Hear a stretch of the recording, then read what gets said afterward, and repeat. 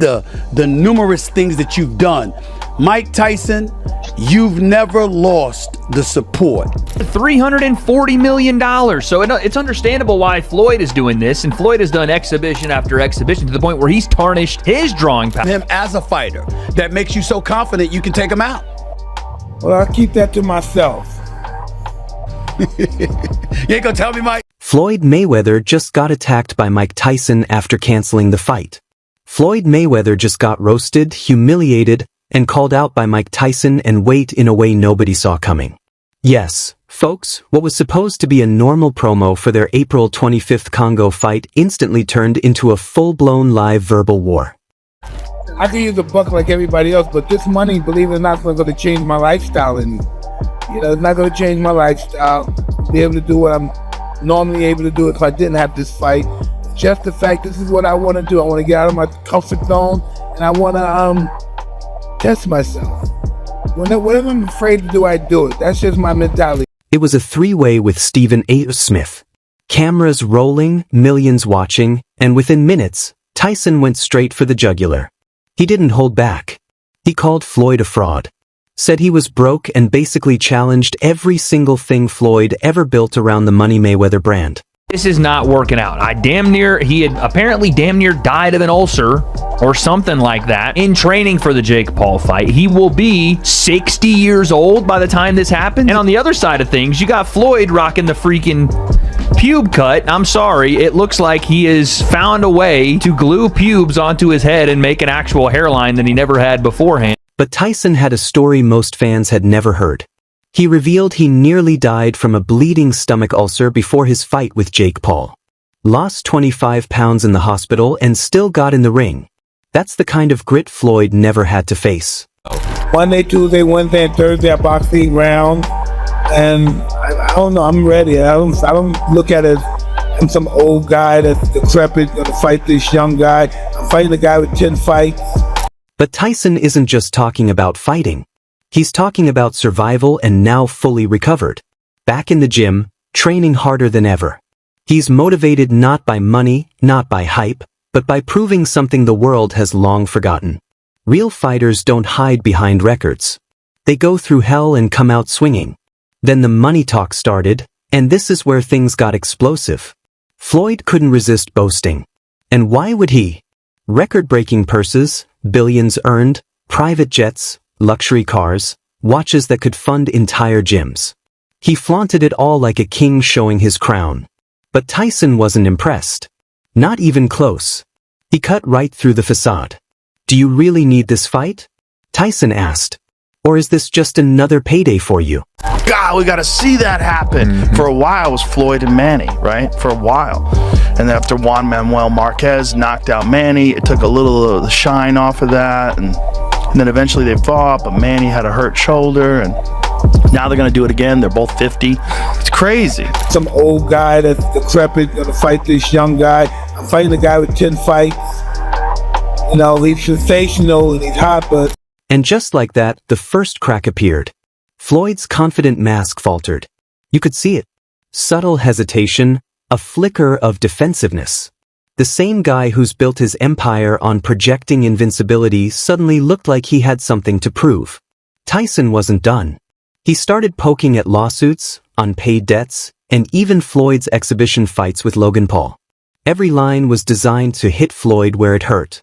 Not in the ring, but in his pride, his identity, and the image he's spent decades perfecting. Can I be the only one and I ain't the only one with 2 eyes? No, everybody listen. thought you did. No, everybody thought he was the masterful right hand. Oh my God, you never touched him. Never, you never touched him. I'm telling people this. No one believes me. You destroyed Terrell Biggs. Listing victories, calling out numbers, reminding people of his 50-0 record. But Tyson systematically tore it apart. He talked about cherry-picked opponents, carefully arranged fight conditions, and how Floyd never faced the real danger that comes with fighting a true heavyweight. Tyson framed Floyd as a businessman first, a fighter second, and suddenly the invincible Money Mayweather was just skewing. The audience felt it. He's not going to land a fist on Mayweather. Right. It's not after his last performance. I think Tyson just What do you think was going on with that last one? It looked a little bit like sparring. Yeah, I don't know. I think it was scripted. Yeah. I ain't never seen Tyson biting his gloves, and like you could just, it was taking all that he could not to like hit him. But Floyd Mayweather is the one that seems like he needs the money more right now. Our guy Andreas Hale wrote a story that is kind of went somewhat viral. That's crazy, the laugh faces. Although Floyd Mayweather Jr. made hundreds of millions of dollars from his professional boxing career and topped the Forbes list as the highest paid athlete from 2012 to 2014, the boxer is said to have been shortchanged and filed a multi-million-dollar lawsuit against Showtime. The tension only escalated when Tyson questioned Floyd's comeback. At 49, coming out of retirement, flaunting wealth in wealth, bragging about earnings, Tyson pointed out the obvious. This is about money, not legacy. Floyd tried to defend it, insisting he came back for the sport, for pride, for legacy. But his body language betrayed him. Tyson saw it. Everyone watching saw it. The contrast was brutal. One man openly admits mistakes and struggles. You know, this title, Legend versus Legend. So, I mean, that speaks for itself.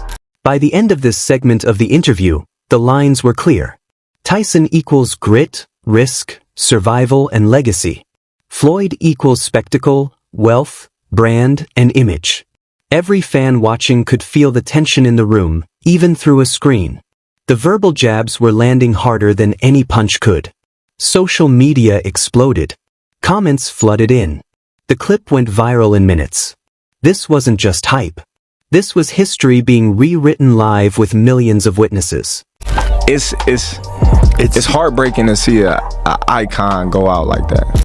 This was just the beginning. The stakes were already sky high. Legacy, pride, money, and public perception all hanging in the balance.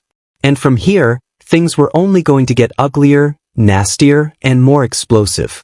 Mike, I didn't come there to hear all of that, bro. I ain't come there to hear all of that. I was just watching it and it blew my mind. It's just that simple. I mean, listen. How much of that stuff did you watch when you were boxing before you went to the ring and fought somebody? Is that the kind of stuff you was doing before you fought? So, let's get into the part that had everyone's jaw dropping. Tyson went straight for the jugular. The 50-0 record. That untouchable, untarnished, money-made legacy that Floyd's been flaunting for years. Gone in minutes. Tyson didn't hold back. He said what a lot of fans were thinking, but nobody dared to say out loud. Cherry-picked fights, manipulated conditions, avoiding real risk. Floyd's carefully curated career. Suddenly, it looked like a highlight reel built more for Instagram than for boxing history. I don't mind if either guy gets paid. Again, we talk about Mike and his past financial issues. I hope that that's not the same thing going on with him now, even though who knows how this man spends his money. He made a shit ton of money to fight Jake Paul, and good for him. His name value carried that fight. And Mayweather, of course, tried to defend himself. He listed off victories, timelines, era limitations. He even tried the classic "I faced who I had to face" argument. Music, but Tyson, calm and deliberate, systematically shredded it. He brought up Pacquiao fighting with a torn rotator cuff. And yes, Floyd got the W. But Tyson reminded everyone, you call that the best Pacquiao could be. Then came Canelo, only 23, still green, barely out of adolescence. And Oscar de la Hoya, after moving up in weight, Tyson didn't need to raise his voice.